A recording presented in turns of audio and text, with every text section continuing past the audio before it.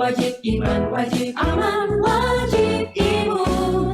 Berolahraga, riang gembira, mencegah kita jatuh sakit. Makan bergizi tiap hari, tidur cukup itu pasti. Dan jangan panik, berdoa tiada henti. Wajib iman, aman, imun.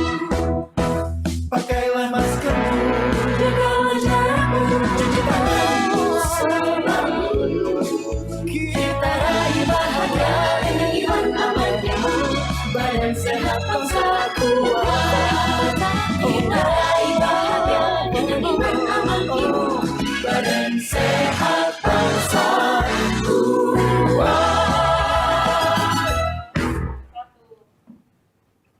Halo Sobat Tangguh, selamat siang. Senang sekali saya Egit Hapsari dapat hadir menemani Anda kembali hari ini. Semoga tetap sehat dan selalu semangat dalam beraktivitas, serta jangan lengah dan lelah untuk disiplin menerapkan protokol kesehatan kapanpun dan dimanapun Anda berada.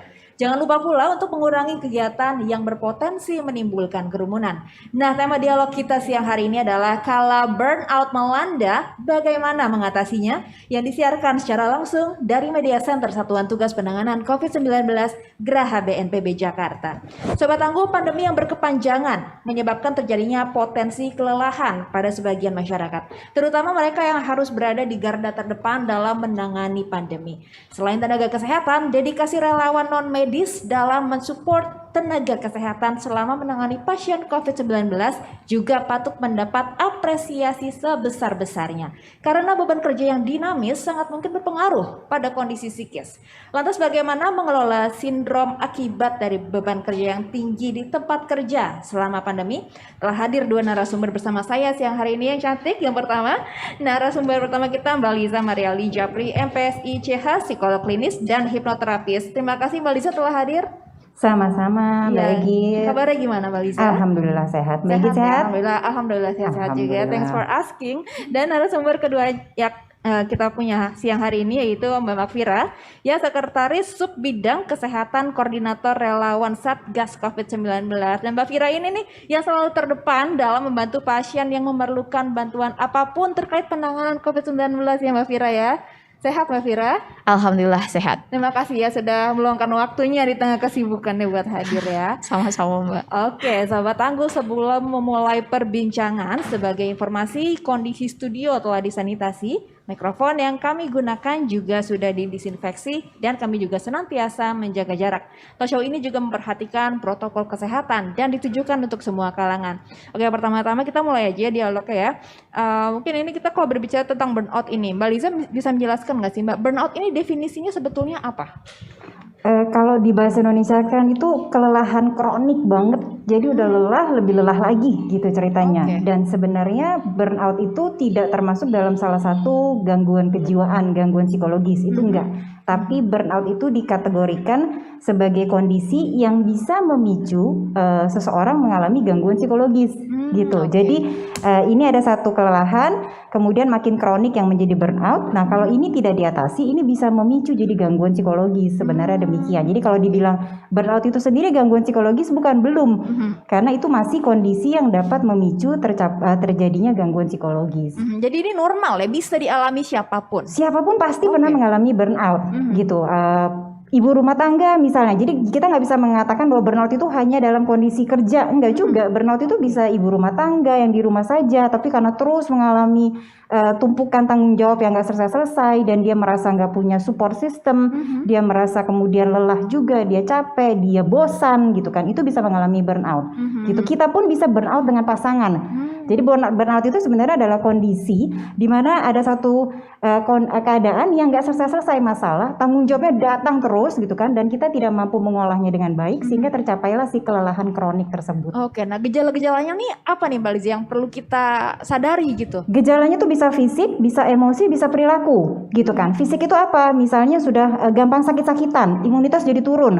Biasanya yang dikeluhkan itu antara sakit kepala, sakit perut atau nyeri tulang. tiga gitu. itu ya? 3 biasanya kebanyakan, Biasanya. tapi ada juga yang kemudian katakan ini pada sakit semua, keras. Kenapa ini suka keras? Karena memang kan otak kita berpikir terus.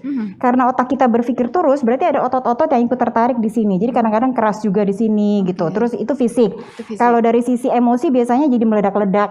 Meledak-ledak itu tidak hanya marah, tapi juga bisa nangis tiba-tiba. Sensitif banget itu. Sensitif gitu, atau tiba-tiba takut tapi nggak jelas. Ini takutnya kenapa ya? Kok tiba-tiba takut? Tapi bisa gitu aja. Jadi emosinya tidak bisa diprediksi dan meledak-ledak. Nah, dari sisi perilaku biasanya menarik diri, isolasi diri.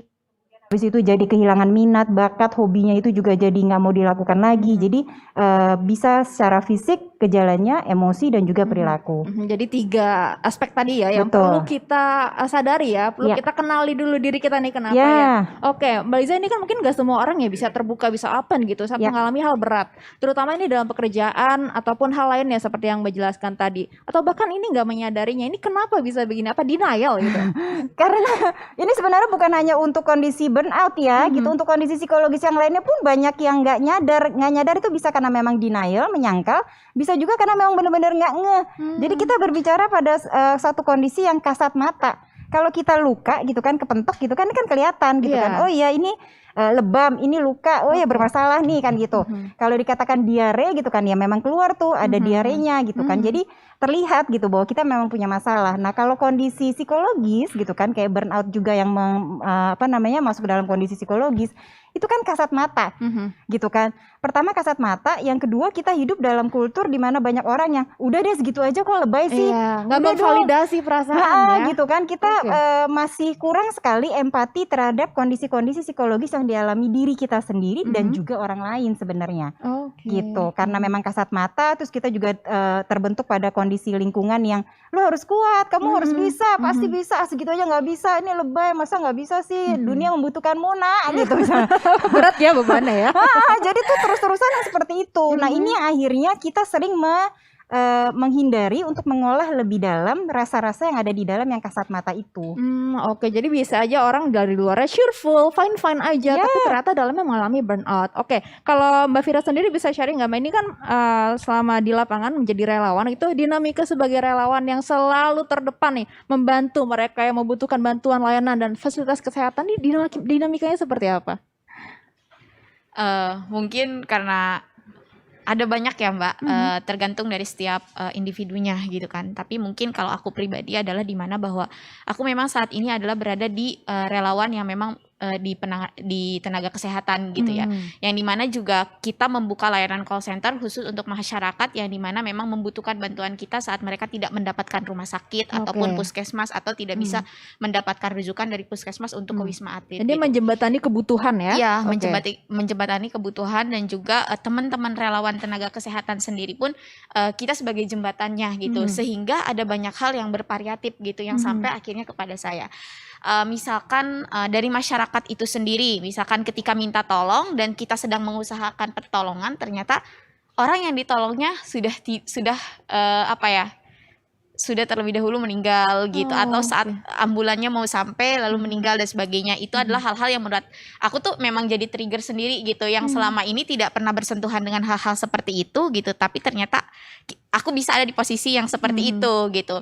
Dan juga belum lagi menangani teman-teman yang memang mungkin aku misalkan punya staf atau apa gitu, yang memang kadang kita juga tidak tahu posisi dia sedang seperti apa dan seperti apa, sehingga ada beban yang memang akhirnya numpuk di aku gitu kan.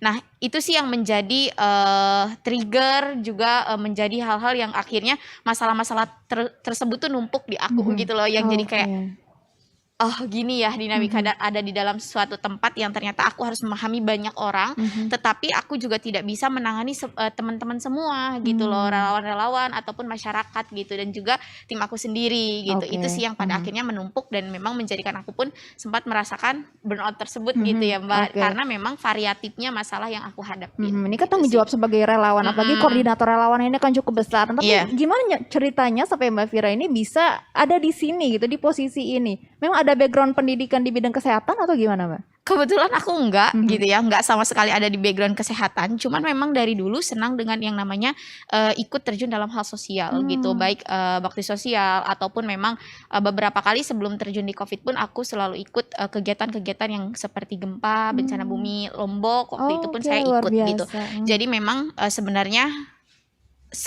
selalu ikut dalam kebencanaan, cuman memang mungkin karena berbeda ya bencana saat ini gitu. Kalau misalkan gempa kita tahu tanggap daruratnya kapan, transisinya kapan Betul. gitu. Sedangkan COVID ini kita tidak tahu dan Iya. apa yang sedang kita perbaiki pun tidak tahu gitu. Kita memaksakan orang lain untuk seperti apa yang kita anjurkan pun kita tidak bisa memaksakan hal tersebut gitu. Sehingga kalau misalkan bencana gempa atau banjir, kita tahu prediksinya kapan banjir ini akan surut, kapan gempa ini akan selesai dan kapan tanggap darurat ini akan ada batas waktu tertentu gitu. Oke. Tapi COVID ini kan kita tidak tahu sampai kapan. Ada yang berprediksi sampai tahun sekian, tahun Iya. sekian, tahun Ini masih sekian jadi gitu. misteri ya, Itu bahkan untuk menjadi- saintis pun iya gitu. gitu. Jadi masih nggak tahu gitu akan kapan selesainya. Sedangkan permasalahan-permasalahan yang ada itu terus muncul dan juga terus menumpuk Betul dan juga sekali. saling bertabrakan Nah, gitu. kalau sebelumnya ini kan mungkin pengalamannya lebih ke bencana alam, gempa bumi. Nah, tapi kemarin kan saudara-saudara kita di Sulawesi juga sempat tertimpa bencana dan di tengah pandemi itu Mbak Vira sempat turun ke sana. Turun aku ke sana. Gimana pengalamannya Mbak? Itu kan berarti double burden ya, maksudnya dua hal yang harus kita waspadai, bencana dan juga pandemi. Apa ya, kita juga tidak selalu berbeda kultur ya. Kita tidak bisa selalu memahami menyamaratakan kultur yang satu dengan kultur yang lainnya gitu. Di Sulawesi itu lumayan masih masyarakatnya karena jauh dari ibu kota mungkin ya. Karena masih yang berpikir COVID itu ada dan gak ada. Mungkin sebagian orang percaya ada, tapi buat yang orang yang di pinggiran ataupun di luar kotanya gitu, mungkin yang berpikir toh di sini masih aman-aman aja gitu. Tidak ada yang merasa bahwa oh ini berbahaya atau apa gitu. Masih ada kayak gitu. Cuman yang melihat dari gempa bumi, orang-orang sudah nggak berpikir lagi lah tentang bagaimana menjauhi kerumunan, jaga jarak dan sebagainya. Prioritas mereka adalah menyelamatkan diri sendiri gitu ya. Kalau misalkan kita harus menghindari kerumunan, apa yang akan terjadi gitu. Terus mereka harus kehilangan keluarga atau bagaimana, kan gitu nggak mungkin Nah, gitu. terus cara approach-nya gimana tuh kemarin Cara menghadapi approach-nya ya tantangannya? approach diri sendiri aja gitu kan ya, karena ya mau gimana lagi gitu. Kalau misalkan orang lain yang nggak bisa, ya udah diri kita aja dulu Oke. gitu. Aku sih kesana kemarin juga sempat pakai masker 2 lapis karena takut gitu kan. Ya karena gimana lagi gitu ya, satu-satunya cara adalah ya kitanya gitu. Jangan orang lainnya, kalau memang orang lainnya nggak bisa ya sudah gitu, kita aja gitu. Kalau aku sih gitu ya gitu. Oke. Nah, balik lagi ke Mbak Lisa ini kan tadi kalau kita balik lagi ngomongin soal burnout ini, tadi kan ada 3 aspek yang perlu kita waspadai ya, gejalanya. Ini sebenarnya bisa diantisipasi dari awal nggak sih? Apa yang harus kita lakukan kalau kita mengalami tanda-tanda seperti itu, Mbak?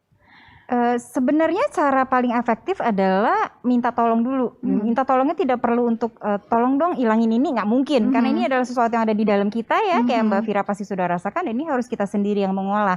Minta tolongnya lebih kepada ada nggak yang kalau dalam posisinya Mbak Vira gitu, ada yang bisa menggantikan nggak untuk sementara waktu, saya butuh break nih, butuh istirahat. Nah, kadang-kadang orang untuk minta itu aja mikirnya panjang, ragu, takut, enak nggak ya, terus nanti Betul. bagaimana tanggung jawabku, inilah, itulah, segala macam yang semakin ditunda ini semakin terjadi penumpukan. Jadi pertama itu memang mau nggak mau harus menyadari bahwa ada yang nggak enak, minta tolong dalam arti menggantikan atau menjalankan tugas-tugas yang selama ini menjadi tanggung jawabnya Mbak Vira gitu, katakan untuk diganti dulu sementara waktu, kemudian dedikasikan diri sendiri untuk beristirahat. Oke. Gitu. Untuk beristirahat itu bisa sendiri, ada tergantung beda-beda tipe orang karena kita berbicara kondisi psikologis yang sangat personal dan subjektif ya. Ada Betul. orang yang memang butuh benar-benar sendiri. Ada orang yang butuh paling nggak ada yang nemenin deh gitu ya. Beda-beda ya. jadi tiap Ada orang yang Oke. senangnya tuh mungkin dia orangnya sangat fisikal gitu ya, senangnya dipelus-elus gitu. Love segala language-nya macam. mungkin beda-beda ya. Betul gitu, love language-nya beda-beda. Nah, kita juga harus punya kesadaran akan itu. Ketika kita lagi burnout, ketika kita lagi punya kondisi psikologis yang cukup nggak enak gitu ya, aku tuh biasanya butuhnya diapain sih? Apakah aku butuh sendiri? Apakah aku butuh ada orang lain dengerin? Apakah aku butuh dielus-elus? Apakah aku butuh olahraga? Bahkan mungkin ada juga yang butuh itu kalau orangnya juga sangat fisikal banget gitu ya, aktif. Nah, itu kita harus punya kesadaran itu. Nah, seringkali kita tidak punya self awareness tersebut. Gitu. Betul, Karena betul. latihan untuk mengenali kecerdasan emosi di dalam itu masih kurang. Penanganan kultur kita tuh hanya pada kecerdasan intelektual semata. Kognitif Gitu. Yang aja penting gitu ya. nilai-nilai maksimal Iya, gitu kan. ranking Tapi 1, lupa, ranking 2, ranking 3. tapi lupa ada kecerdasan emosional, ada kecerdasan spiritual juga yang harus ikut dilatih sebenarnya. Oke oke. Nah ini kan kalau ngomong self awareness nih, sedangkan ini Mbak Fira ini dalam posisi relawan yang bahkan mungkin terkadang tuh mengesampingkan ya awareness diri sendiri, apa yang terjadi di diri sendiri karena terlalu apa ya mempedulikan orang lain, membantu orang lain. Nah Mbak Fira sendiri pernah mengalami lowest point nggak sebagai relawan tuh titik terendah, mungkin kelelahan, burnout dan segala macam? Ya tentu mungkin ya, apalagi udah mau 10 bulan gitu ya Mbak, udah 10 bulan ngalamin berbagai fase, mengalami berbagai masalah yang sampai gitu, tentu ada di titik paling rendahnya gitu. Cuman ya aku pribadi memang tipe orang yang memang apa ya, kalau udah ngalamin kelelahan tersebut tuh aku butuh jarak dengan orang-orang yang ada di sekelilingku yang bersangkutan dengan pekerjaan gitu. Oke, ini bagus ya mengenali diri sendiri dan how to Ya, cope itu with bagus it ya. banget. Waktu itu boleh diceritain nggak apa yang membuat Mbak Fira ini begitu down waktu itu? Itu kan waktu PSBB terus udah gitu apa ya, PSBB yang pertama kan tidak sangat-sangat dibatasin, tidak bisa keluar rumah dan sebagainya gitu. Terus yang kedua orang lain juga mulai yang kayak pada panik gitu ya Mbak dengan situasi kondisinya gitu, sampai aku menemukan satu masyarakat yang memang jadi dia pegawai dan dia diusir dari kosannya karena dia positif gitu. Oke. Dan Stigma itu ya ini ya? stigma gitu, dan pada akhirnya dia melapor, dia menyampaikan gitu karena tidak tahu dan hanya bisa menghubungi saya gitu kan. Akhirnya dia ngelaporin yang dimana hal-hal kayak gitu loh Mbak. Jadi akhirnya oh iya ya gitu, aku juga ngerasain ternyata di posisi kayak gitu dan melihat itu tuh jadi kayak gimana ya, jadi iya gitu, aku ngerasain di titik terendah apalagi orang-orang yang lain gitu loh Mbak. Dan ya udah itu titik terendah aku gitu, karena tiap hari kayak gitu, nemuin kayak gitu akhirnya aku sempet yang kayak gila nih ngelihat handphone aja tuh kayaknya gedek bet gitu, kayak gedek banget Jadi gitu, kayak trigger banget gitu ya? trigger banget gitu yang gimana, ya Allah gitu, ini tuh apa sih gitu, jadi takut sendiri, atau ngelihat handphone bunyi aja tuh kayak yang wah gitu, kayak speechless aja gitu ngelihatnya. Dan memang itu sering terjadi yang pada akhirnya aku merasakan udah deh aku harus stop dulu gitu, harus stop dulu dan mending dioper ke yang lain gitu, kayak gitu sih. Oke, ini a good point ya, karena Mbak Fira ini tahu apa yang terjadi dengan dirinya dan bagaimana dia harus Ya, mengatasinya itu ya, good Mbak ya? call banget. Kalau Ah. diterusin sih nggak kebayang, bisa gangguan depresi, bisa Iya. gangguan tidur, bisa gangguan ya banyak yang terjadi, tergantung balik lagi. Burnout itu hanya satu kondisi yang bisa memicu munculnya gangguan psikologis. Gangguan psikologis apa yang muncul ya bisa macam-macam, tergantung dari respon Iya. individu tersebut. Tapi gimana buat orang-orang yang mungkin nggak sensitif sama dirinya sendiri, mungkin minim self awareness-nya? Apakah mungkin harus menyendiri dulu seperti yang Mbak Fira lakukan tadi? Mbak? Nah, ini juga makanya dibutuhkan kita tuh mulai banyak mengasah empati lah akhir-akhir ini. Karena buat saya sebenarnya kondisi COVID saat ini juga sebenarnya momen yang baik sekali untuk kita saling mengasah empati. Empati itu tidak hanya untuk diri sendiri, tapi juga untuk orang lain. Betul. Gitu. Jadi kan pastilah ada perubahan gitu yang mungkin sudah diamati sama rekan-rekannya Mbak Fira gitu kan, atau keluarganya gitu kan. Syukur-syukur Mbak Fira yang sendiri punya kesadaran itu sendiri ya. Tapi kalau enggak dan kemudian ada orang lain yang mengamati gitu ya dan mengatakan kamu kenapa sih kayaknya lagi capek gitu kan. Nah, itu berbesar hatilah, legowo untuk menerima itu gitu. Nah, kadang-kadang tuh udah dikasih tahu kamu lagi sering marah-marah, Iya. kamu kok tiba-tiba nangis, kenapa gitu kan, mungkin kamu butuh istirahat dulu segala macam. Enggak, aku nggak apa-apa kok. Jadi itu tanda kalau orang terdekat kita tuh care ya sama Iya, kita. padahal perhatian loh. kalau kita memang belum punya kesadaran itu dengan baik gitu ya, kita yang sendiri belum punya kemampuan itu, tapi ada orang lain yang ngasih tahu itu. Kalau saran saya sih mulai sekarang banyak berlatih untuk diam dulu, menganalisa dan introspeksi, apa iya ya aku lagi capek ya gitu. Oke. Nah, kemudian coba aja dulu istirahat sehari 2 hari, kalau ternyata lebih baik kenapa enggak kan gitu. Oke, jadi selain meningkatkan self awareness, kenali apa yang terjadi, mungkin ada terapi-terapi buat orang-orang yang sudah tahu kalau dirinya tuh mengalami burnout. Mungkin bisa dicontohkan nih terapinya seperti apa, Mbak? Terapinya sebenarnya banyak kayak Oke. tadi saya katakan bahwa sebenarnya itu bisa tergantung dari kebutuhan individunya gitu kan. Bisa juga kalau misalnya kondisinya sudah sangat kronik itu bisa ketemu profesional, dan profesional itu bisa konseling, bisa psikoterapi. Kalau misalnya sudah ada gangguan yang muncul, misalnya udah gangguan tidur berapa hari nggak tidur, mau nggak mau harus ada intervensi medik juga gitu kan. Nah, salah satu yang bisa kita lakukan juga sebenarnya ada yang dinamakan dengan self hypnosis. Self hypnosis. Ya. Boleh dicontohkan Mbak, mungkin yang bisa dicoba sederhana di rumah gitu Bisa, ya tiap hari ya. Oke. tapi mungkin saya jelaskan dulu ya. Boleh. Jadi sebenarnya apa sih yang dilakukan dalam self hypnosis? Kebetulan saya praktisi hipnoterapi juga.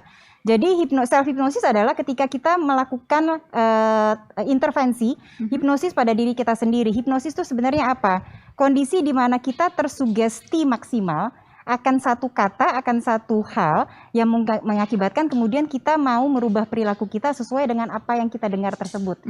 Gitu. Oke. Dan kita mencoba untuk merubah perilaku tersebut sebenarnya, mencoba untuk mengolah emosi dari sisi kita memasukkan sugesti atau afirmasi yang lebih baik pada diri kita. Ini Sebenarnya masuknya ke itu. alam bawah sadar. Ke alam bawah sadar. Nah, alam bawah sadar tuh kadang-kadang tuh banyak orang yang nyangka masuk ke alam bawah sadar itu susah banget gitu kan, sulit, padahal tuh gampang banget. Itu kita lagi doa, kusuh banget gitu, tutup mata doa, kusuh banget, itu sebenarnya kita lagi masuk ke alam bawah sadar loh.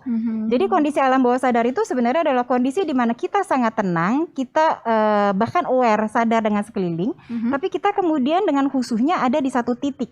Nah, itu sebenarnya adalah momen di mana kita masuk ke alam bawah sadar dan kemudian kita perlahan-lahan mencoba untuk memasukkan afirmasi positif ke dalam diri kita. Jadi memang ada penjelasan saintifiknya Ada ya, Mbak, penjelasan ya, saintifiknya hipnoterapi ini. gitu kan. Oke. Momen-momen kita baru mau tidur ngantuk banget, momen-momen kita baru mau bangun tidur, masa-masa yang kalau anak-anak gaul bilang tuh nyawanya belum Oh ngumpul. iya, ngumpulin nyawa dulu. Atau lagi liar, itu sebenarnya adalah kondisi-kondisi paling baik untuk self hypnosis.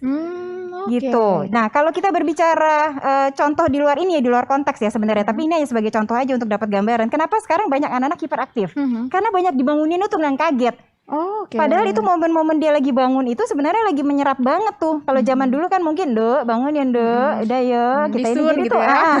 Kalau sekarang kan gedubrak, "Bangun, Papa telat, ayo dong, cepet dong." Gitu. Nah, itu jadi direkam banget bahwa dunia tuh heboh. Nah, kebayang nggak kalau tiap bangun pagi gitu ya, kayak Mbak Vira bangun langsung inget tuh kondisi yang, aduh, nanti ada suara ambulans lagi. Aduh, hari ini bisa nolong orang nggak ya? Aduh, nah itu belum apa-apa di alam bawah sadar, program kita tuh udah nggak enak duluan. Oke. Yang mengakibatkan akhirnya sehari-hari tuh jadi udah berat aja dulu. Karena Iya, kita iya. awali dengan yang tidak baik-baik tersebut sebenarnya. Kita latihan sedikit sih Iya, bisa. boleh silakan Mbak Boleh ya? dicontohkan ya. Nggak apa-apa ya. Mbak Vira, yang perlu Mbak Vira lakukan hanya duduk paling nyaman. Kalau mau ditaruh dulu juga nggak apa-apa, tapi kalau dipegang juga nggak apa-apa, terserah. Nggak apa-apa ya. Lalu pelanan tutup kedua kelopak mata. Arahkan seluruh perhatian hanya pada kedua lubang hidung, tempat udara dihirup dan dihembuskan. Bernafas. Akan ada suara seperti musik atau suara alam yang terdengar, tapi biarkan hanya sebagai background. Yang perlu Mbak Vira lakukan hanya menyadari di mana Mbak Vira berada, lalu menutup mata dan merasakan setiap nafas yang masuk dan keluar.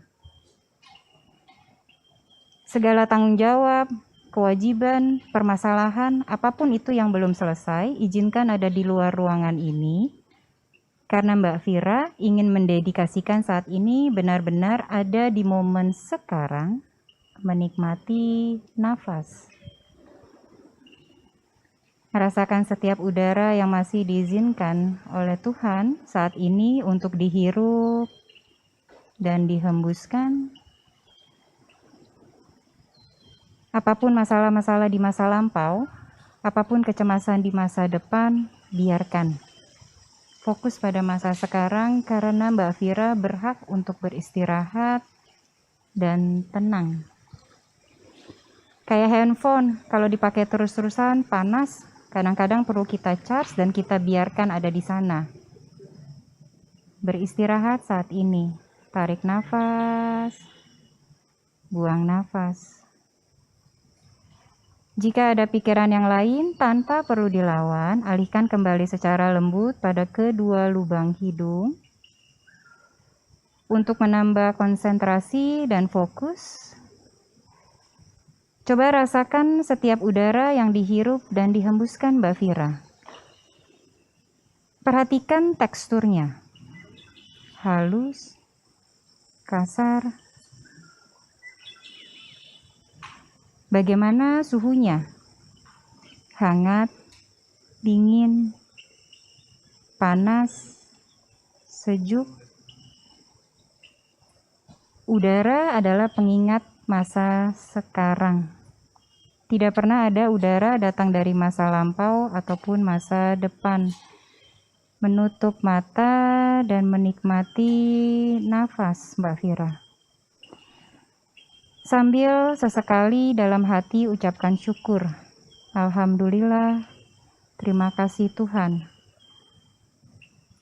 Apapun yang pernah terjadi, apapun yang saya khawatirkan di masa depan, pada akhirnya saya masih ada di sini, bernafas, hidup. Masih diizinkan untuk berkarya, membantu sesama, dan bahkan membantu diri saya sendiri tumbuh berkembang, lebih baik, lebih bijak dalam badai ini.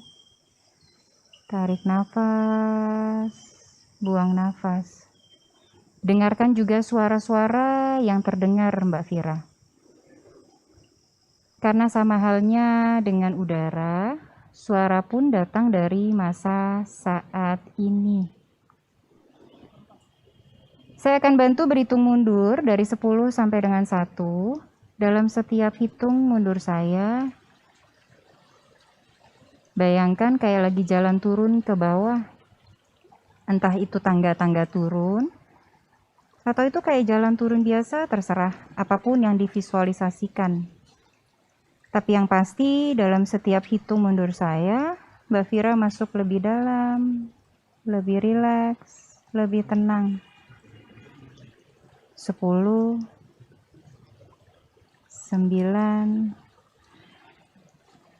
8, kepala, leher, pundak, rileks. Drop it, Mbak. Semua beban-beban yang ada di pundak, lepaskan. 7, 6, 5, 4, 3, 2, dan 1, rileks.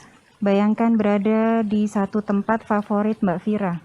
Setiap orang punya tempat favorit. Tempat itu bisa di pinggir pantai, di puncak gunung, atau bisa hanya di kamar tidur Mbak Vira sendiri. Nikmati tempat itu. Mbak Vira berhak beristirahat. It's okay. Rasakan suasananya, lalu hirup. Dalam setiap hirup nafas ke dalam, visualisasi lagi menghirup semua kedamaian dan ketenangan. Bahkan juga keyakinan bahwa apapun yang sedang terjadi saat ini, pasti menurut Tuhan Yang Maha Kuasa ada proses belajarnya. Tidak hanya untuk semua orang di muka bumi ini, tapi khususnya untuk saya. Yakin pada proses itu. Yakin akan kemampuan diri, rasakan ketenangan di dalam diri. Sadari yang ada di dalam.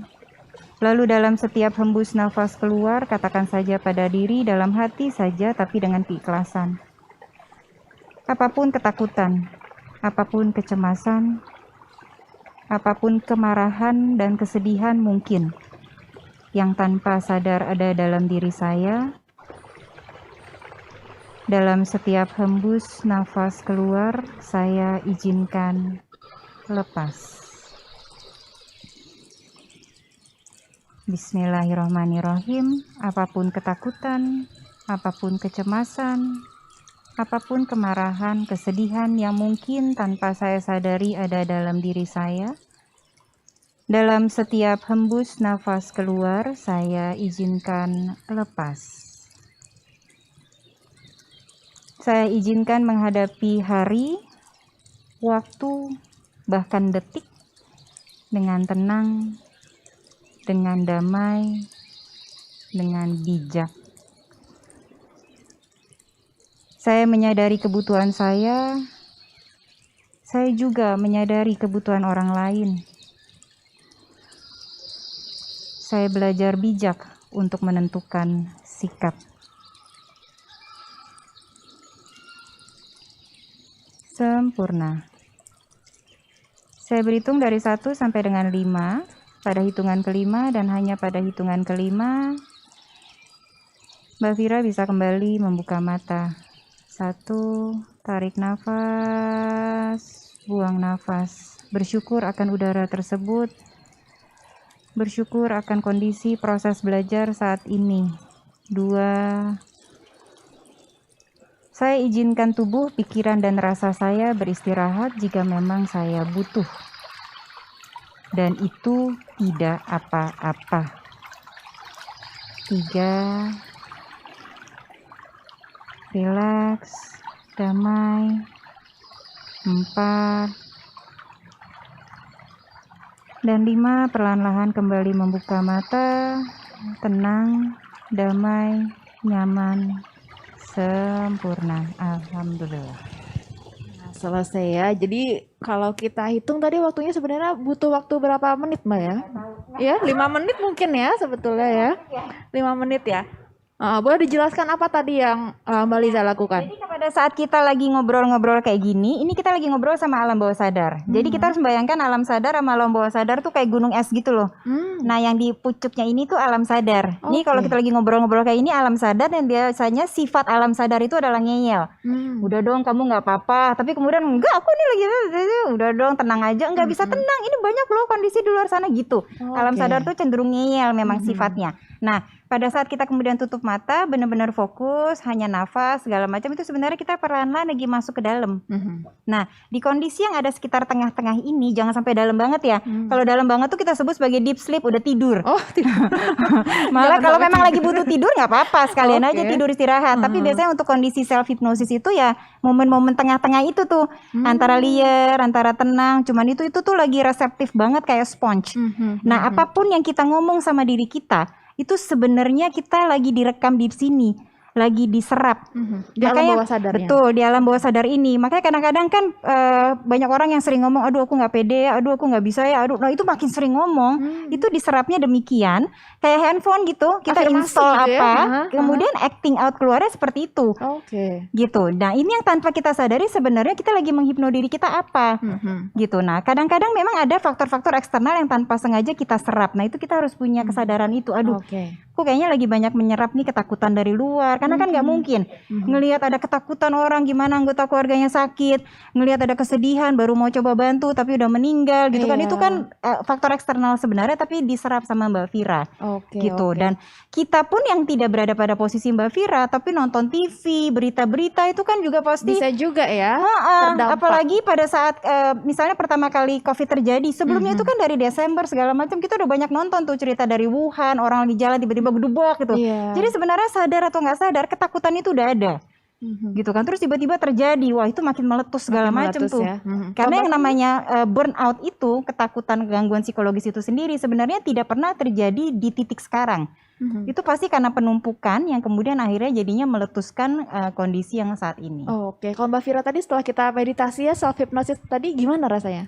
Enak ya, ringan aja, relax gitu. Tapi memang keren aja sih di sepenggal waktu gitu bisa melakukan hal itu. Aku aja butuh 1 hari, bangun pagi butuh gitu 1 kan, hari 2 hari gitu kan. Tapi keren sih Mbak. Tadi simple tapi itu ngena gitu ya. Dan ini bukan obat ya, jadi tidak ada dosisnya. Kalau lagi di taksi online gitu ya, kadang-kadang saya daripada diajak ngobrol tuh suka tutup mata, pura-pura tidur gitu loh. Padahal hipnosis ya. Lagi ngulang-ngulang sesuatu gitu. Nah itu kan sebenarnya nggak apa-apa gitu. Bangun tidur ngomong, habis sholat udah khusyuk banget gitu kan. Terus di akhir itu tidak hanya berdoa pada Tuhan, terus sambil ngomong juga sama diri sendiri, nggak apa-apa ya, yuk kita kerja lagi ya, you can do it gitu kan. Tapi kalau lagi beristirahat juga nggak apa-apa kok. Nah itu tapi sebenarnya kondisi ideal waktu melakukan self hypnosis ini waktu kapan dan lagi di mana nih Mbak? Sebenarnya kayak tadi saya katakan tidak ada satu kondisi ideal, karena itu sesuatu yang diulang-ulang, makin sering diulang itu kayak kita bolongin batu.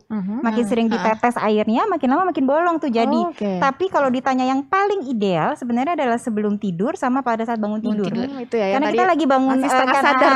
Betul, di tengah-tengah itu kan pasti kita melewati gelombang otak tersebut gitu. Nah itu yang sebenarnya paling ideal. Tapi balik lagi, lakukan saja kapanpun dan dimanapun, karena ini bukan obat. Makin sering dilakukan, efeknya tuh makin lebih mendalam gitu.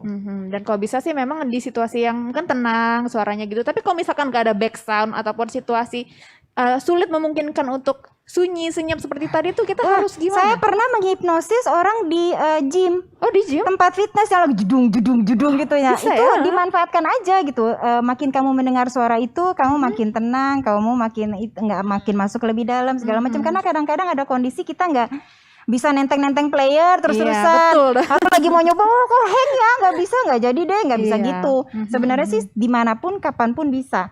Misalnya kayak tadi contohnya di taksi online, Pak supirnya lagi nyetel musik apa ya dinikmatin. Intinya sebenarnya adalah kita lagi hadir secara penuh di masa sekarang. Karena kan burnout itu adalah tumpukan dari masa lampau dan juga campuran ketakutan, kecemasan kita akan masa depan. Oke. Yang mengakibatkan kita jadi berat banget. Padahal di titik masa sekarang ini istirahat aja dulu bentar, nggak apa-apa kok. Gitu, kayak ngumpulin baterai, ngecharge, abis itu mulai lagi ya, boleh. Oke, gitu. Mbak Vira udah kebayang gak nih mau ngelakuin self hypnosis tadi waktu kapan nih? Tidur aja sih Mbak. Sebelum tidur. Sebelum tidur lebih enak gitu. Oh Iya, iya, jadi bener. sekalian ya. Pokoknya sekalian sih biar lebih enak aja. Itu mungkin bisa meningkatkan kualitas tidur juga ya, Mbak ya. Kalau sering dilatih ya, balik lagi segala hal dalam hidup kita adalah hasil latihan. Makin sering kita latih, hasilnya makin efektif. Nah, Mbak Vira tadi kan sempat bilang tuh, Mbak Vira triggernya nih salah satunya handphone. Nah, terus healingnya itu berarti detox social media, detox handphone sama sekali atau gimana? Sebenarnya aku bukan anak sosmed banget ya dari dulu juga, dan bukan tipe orang yang selalu senang membalas chat atau apa gitu. Selama tidak urgensi dan memang bukan sesuatu yang harus aku balas ya aku nggak balas gitu. Nice ya. Iya, dan terus dan kalaupun sosial media paling kalau lagi ada momen tertentu ingin apa baru post gitu gitu, dan ya itu tidak rutin gitu kan ya, dan memang aku bukan anak yang seperti itu gitu. Oke. Jadi pada akhirnya ketika mendapatkan yang kayak terus menerus WhatsApp tuh nggak pernah berhenti, bahkan yang kayaknya tuh kayak nggak ada jeda banget ya ini WhatsApp masuk gitu, pesan-pesan chat-chat yang masuk tuh gitu. Lagi Dan kerja kayak- tiap hari ya? Iya, Atau jadi ada libur nggak? libur pun kayak sempet jam 1:30 malam aku tuh harus bangun gitu loh Oh, untuk oke. memantau hal tersebut gitu. Jadi yang kayak apaan sih gitu kan. Aku tidak mendapatkan rutinitas itu karena memang tinggal di rumah dengan kakak, dengan situasi yang tidak pernah menuntut apapun, dan aku bukan anak sosmed, bukan anak apapun yang senangnya nongkrong gitu. Mungkin diskusi 2 kali sekali bisa-bisa aja, tapi yang tidak rutin dan sebagainya. Akhirnya ketika menemukan sesuatu yang seperti itu kayak harus Zoom meet, harus ini, harus itu gitu, dan akhirnya yang kayak wow gitu. ini bagus ya. Pola baru yang Pola baru iya ya. gitu, yang jadi Oke. akhirnya tuh kayak numpuk, wah gila sih gitu, kayak gitu sih. Nah, tapi kalau untuk teknik healing selain mungkin social media detox, tapi yang mungkin lebih cocok ke semua kalangan usia dan kelas sosial tuh gimana, Mbak Lisa? Nah itu agak susah karena kalau kita berbicara kondisi psikologis itu sangat subjektif dan personal. Jadi sangat bergantung sama orangnya banget gitu kan. Kebutuhannya apa, dia harus nyadar nih. Sama anak-anak aja misalnya kita harus perhatikan anak kita tuh sukanya apa, butuhnya apa, itu beda-beda. Itu love language tadi ya? Beda-beda gitu. Saya punya 4 anak di rumah, penanganannya bisa beda. Yang ini biasanya harusnya begini, yang ini begini, yang ini tuh beda-beda tuh. Oke. Nah, tapi biasanya yang paling efektif adalah ada olahraga sama istirahat, itu udah pasti. Olahraga, Karena istirahat setiap orang ya? butuh itu. Oke. Nah, tapi bagaimana kemudian, apakah olahraganya sendiri, apakah olahraganya ada yang nemenin, hanya sekedar untuk dia nemenin aja gitu kan, itu beda-beda. Tapi biasanya yang paling disarankan adalah olahraga rutin sama tidur. Tidur. Gitu. Karena tidur itu butuh banget. Sebenarnya sederhana ya, olahraga pun nggak harus mahal-mahal, jogging aja kan nggak harus keluar uang, tidur betul. apalagi kan. Olahraga juga kan disesuaikan, ada yang suka memang Iya. yang hanya yoga, Betul. pilates yang lebih flowing gitu kan, ada yang suka yang gedebak-gedebuk muay thai, Iya. nah itu kan beda-beda juga gitu. Itu ya, Terserah sih. everyone is special ya. So Betul. know yourself, kenali Iya, dirimu ya. betul Aduh, thank banget. you banget ya Mbak Liza udah Sama-sama. sharing tips dan triknya. Makasih juga Iya. Mbak Vira udah sharing Iya, pengalaman. thank you Ini luar banget. biasa sekali, dua wanita yang jadi narasumber kita hari ini ya. Oke Sobat Tangguh, tadi kita bisa petik ya pelajarannya. Untuk mengenali diri sendiri yaitu harus tingkatkan self awareness dulu. Jadi validasi perasaan ya. Kalau kamu memang sedang tidak baik-baik aja, it's okay gitu. It's okay not to be okay gitu ya. Kayak drama Korea dong ya. Iya, terus udah gitu memang kalau memang merasakan burnout, seek for help. Carilah pertolongan Betul. orang terdekat atau profesional ya jika lebih baik ya. Ya. Dan juga kita harus terus positive thinking, dan tadi tipsnya yang paling sederhana itu istirahat dan juga olahraga yang itu paling simpel. Oke Sobat Tangguh, itu tadi ya bincang-bincang kita hari ini, dan ini sudah kita sudah mencapai pamungkas talk show pamungkas dari pertemuan kita hari ini. Saya Egit Hapsari bersama tim yang bertugas dan para narasumber kita pamit undur diri. Selamat siang dan sampai jumpa.